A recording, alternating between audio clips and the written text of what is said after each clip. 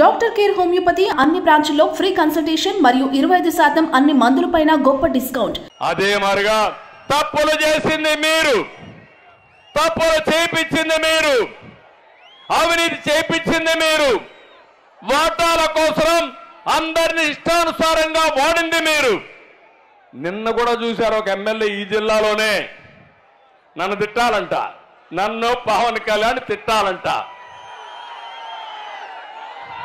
అంటే MP seat కావాలంటే, MLA seat కావాలంటే ఎంత సేవ చేశావని కాదు. చంద్రబాబుని ఎన్నిసార్లు తిట్టావు, ఎన్నిసార్లు బండబూతులు తిట్టావు, లోకేష్ ఎంత తిట్టావు, పవన్ కళ్యాణ్ ఎంత తిట్టావు. దానిపైన సీట్లు ఇచ్చే పరిస్థితి వస్తే ఇంకా ఈ రాష్ట్రం ఏమవుతుందో మీరే ఆలోచించమని మిమ్మల్ని కోరుతున్నా. కొంతమంది ఎమ్మెల్యేలు అన్నారు, కొంతమంది ఎంపీలు ఉన్నారు, మాకు సంస్కారం ఉంది, నీకు సంస్కారం లేదు, మేము తిట్టాం, అవసరమైతే నువ్వు సీట్ ఎక్కిపోయినా పర్వాలేదని చెప్పారు. వాళ్ళని గట్టిగా అభినందిస్తున్నా, మీరు కూడా అభినందించాల్సిన అవసరం ఉంది.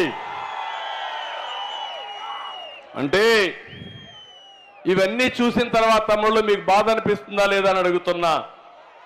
ఎలాంటి సంస్కృతి ఇది? అంటే నన్ను మా మిస్సెస్ని అసెంబ్లీ సాక్షిగా తిడితే, బూతులు తిడితే వీళ్ళు పెద్ద నాయకులు అయిపోతారా అని నేను అడుగుతున్నా. నా జీవితంలో ఎప్పుడూ బాధపడలా, ఒక్కరోజే నేను బాధపడ్డా.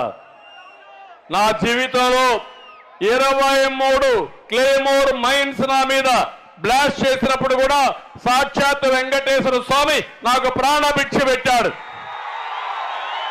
ఆ రోజు కూడా నేను భయపడలా. నేను చేశాను ఒక మంచి పని, ప్రజల కోసం బతికాను. అందుకే ఇలాంటి వచ్చినప్పుడు కూడా ధైర్యంగా ముందుకు పోయా. కానీ జీవితంలో ఒకే ఒక్కసారి బాధపడ్డా, అది నా భార్యని అసెంబ్లీలో తిట్టినప్పుడు బాధపడ్డాను తమ్ముళ్ళు అని చెప్పి నేను మీకు తెలియజేస్తున్నా.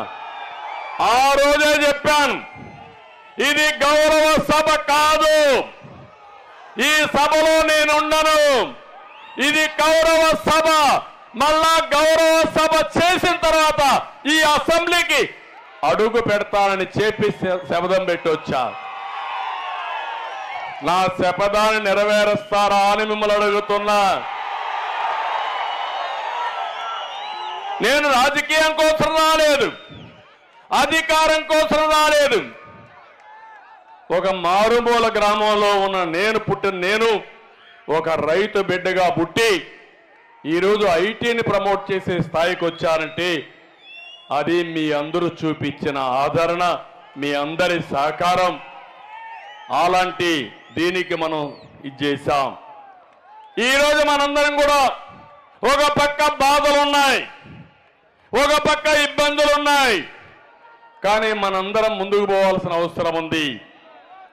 నేను ఒకటే మనసులో పెట్టుకున్నాను, నెంబర్ 1 మనందరం కూడా గుర్తుపెట్టుకోవాల్సింది, తెలుగు కమ్యూనిటీని ప్రపంచంలోనే నెంబర్ 1గా చేయాలన్నది నా కోరిక. ఇప్పటికే దేశంలో ఎక్కువ తలసరి ఆదాయం వచ్చే రాష్ట్రం ఏదంటే అది తెలంగాణ.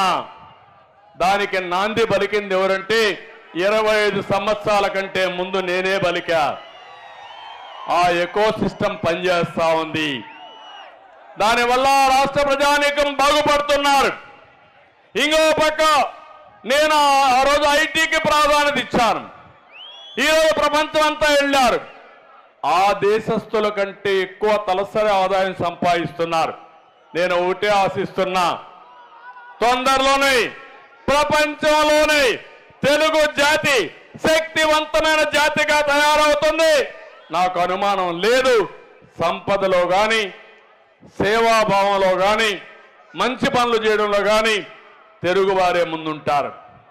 కానీ వచ్చింది 5 కోట్ల ప్రజానీకం ఆంధ్రప్రదేశ్ రాష్ట్రంలో ఇబ్బందుల్లో ఉన్నారు, అవునా కాదా?